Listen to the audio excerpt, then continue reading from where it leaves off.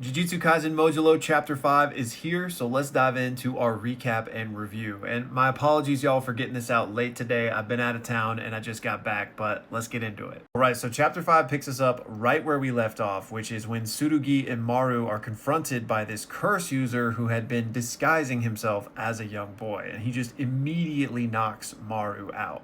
So Chapter 5 begins with Maru still lying unconscious, but we kind of get this quick aside to a random mother and daughter, whom the mother is checking in on the daughter only to see these things levitating all around her. We then cut back and it is immediately jumping into action with Tsurugi versus this curse user, whose technique we find out is called Maternal Wraith's Fury Marmalade Boy. So the first part of the chapter is then to just clashing at it. Tsurugi with his sword and the curse user with these needles that his Shikigami produced, using those as a blade.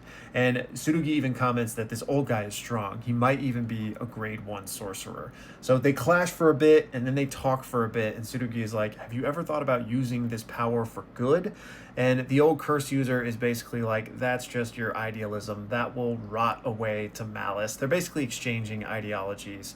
And the curse user reveals that, ever since he was a kid, he just really enjoyed being in school. He loved being in first grade. So I wanted to be a first grader over and over. And as he's explaining that, we see his Shikigami basically like knitting him a new childlike face to wear. And Tsurugi basically thinks, like, is this whole thing just the result of an elderly curse user who's gone senile? Like, he's lost his mind, so now he's taken to, like, pretending to be a first grader every single year over and over. And after their quick discussion, they basically launch again into a new clash. And it's in this clash that we see Tsurugi whip out simple domain, specifically a simple domain called maculation, which basically means like something that is spotted or stained. And I believe it's called that because, as you can see here, his simple domain manifests in all of these like circles or spots. But what's really interesting is the curse user, seeing him do this, thinks to himself, oh, he must be from one of the 3 big clans because he's got that heavenly restriction where he's strong in exchange for not having cursed energy. But he's using the cursed energy channeled into his cursed tool to do simple domain. And he's like, that's really impressive. So this is really interesting, right? Because we have long talked about Tsurugi's heavenly restriction from chapter 1. And I still don't think we can definitively say like exactly what he is, if he's more like Toji or if he's more like pre-awakened Maki. Now him using simple domain would be like, oh, he must be more like pre-awakened Maki because he must have some cursed energy. But what this old man is telling us is that he's using the cursed tool's cursed energy to do this. So, 1, that's crazy. Like, we didn't know that was possible. And 2, it still remains a mystery of exactly what kind of heavenly restriction he is. But being able to channel the cursed tool's cursed energy to do stuff like that is crazy. Like, I wonder if Maki ever figured out how to do that, and thus she might have been able to cast simple domain later on in life or use elements of the new Shadow Style school. Anyway, a really interesting development that, again, doesn't give us any hard answers yet, but potentially just the energy of the tool itself can be channeled, which also begs a lot of possibilities for what he might be capable of with Rika's ring as well. So anyway, Tsurugi casts that simple domain, and it's basically the same thing we saw Kusakabe use in the original series, wherein anything that enters that simple domain, Tsurugi will automatically deflect it with his blade.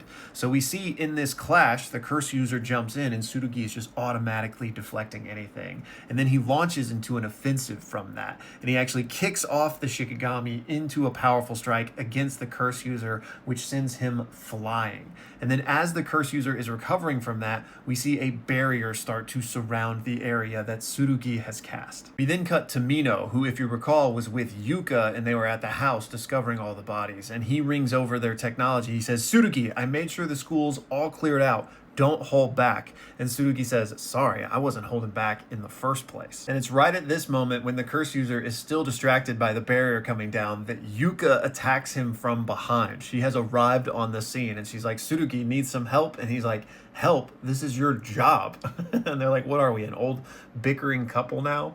And Tsurugi then basically explains to Yuka about the curse user's ability. He says he can shapeshift, but there's not many variations to it. As long as you keep your eye on him, it should be okay. But if you lose eyes on him, it can get dangerous. And he says that Shikigami spirit moves slow and it sometimes tries to get in the way. And Yuka says, got it. We then get this awesome double spread of some good old-fashioned Jump Jutsu Kaisen, where we see Tsurugi and Yuka just piecing this guy and his Shikigami up to the point where they leave them both collapsed on the ground. And as they're kind of recovering from that flurry of blows they just gave, we then see the curse user in like a new form that we hadn't even really seen them in yet say, "Oh, are you guys out of stamina already?" And he stabs Yuka through the back with a needle, like before they can even react. And as Tsurugi tries to react to that, he too gets stabbed by like 2 needles through the gut. The curse user then says, "You underestimated my shape-shifting skills. I transform using human skin as my fabric." So that's how he like looks like a young kid, but he also reveals that he basically has these human skin puppets that he himself doesn't need to like be in to move around. His curse technique can basically inhabit them and have them move around as puppets as well, like his Shikigami or whatever. So he's basically just talking his shit and says, "You're boring me now, so I'm gonna go look for these marbles I lost from my arithmetic set." I don't know if there's like a meaning there that kind of got lost in translation, or if he's saying he's gonna go, kill some more people to make some more puppets, or what. But as Tsurugi and Yuka are just like on the ground after having been stabbed here, the curse user's smiling until he's not. All of a sudden his face goes shocked, and we see that all of these things are levitating just like they were at the very beginning of the chapter. And it's then that we see the curse user and Tsurugi look toward Maru, who is still unconscious, but his third eye is wide open and staring at them. And that's where the chapter ends. There's nothing quite like things just randomly starting to levitate to let you know shit is about to pop off in an anime or a manga, okay? I love that trope, honestly. So I cannot wait to see what happens here. And since it does seem that he's still unconscious, my best guess right now is that this is Cross doing this somehow, like via their weird twin connection, which we know they can sense when each other uses their powers, right? And they may have other connections beyond that. So probably Cross knows that Maru was knocked unconscious, and so he may be the one doing this right now. Like he may be losing his shit. But whatever's going on, I cannot wait to see. Also, I already touched on this in the moment, so at the risk of retreading the same ground, I just want to again say how cool I think this development is with Tsurugi and heavenly restrictions and wielding cursed energy. Now again, we don't know for sure what was going on there because this is just based on the old man curse user's internal monologue, right? But it at least appears to imply that heavenly restricted users can wield the cursed energy of their cursed tools, which kind of sounds stupid on the surface, but like the fact that he can use simple domain with this thing is crazy, unless that is just like a weird baked in property of this specific cursed tool. But assuming this is just like an evolution of heavenly restriction, like maybe it's just something Maki learned over the past 70 years of her life. Like imagine her with the soul split katana rocking out a simple domain, right? Like that's crazy. And plus, again, like I already mentioned, it just makes the mystery of what exactly his heavenly restriction is back on the table. And again, what he could maybe do with Rika's ring back on the table. Like there's just so many cool possibilities here. And then finally, I just loved the action in this chapter. Our first real bout of the series, and Jump Kaisen is back. And huge shout out to Boku no Color, by the way, who has done virtually all the art in this video. He's the GOAT. Go give him a follow. And the speed at which he cranked these out is ridiculous. But yes, the fighting, the choreography, the jumping, it's so good to be back in JJK. Anyways, that's gonna do it for this one, y'all. Again, thank you for your patience on this one. I know I'm way behind here, but again, I've just been scrambling ever since I got back in town playing catch up. So be sure to let me know all your thoughts down in the comments below, or better yet, come join us in the Discord, talk JJK and many other things there. We would love to have you.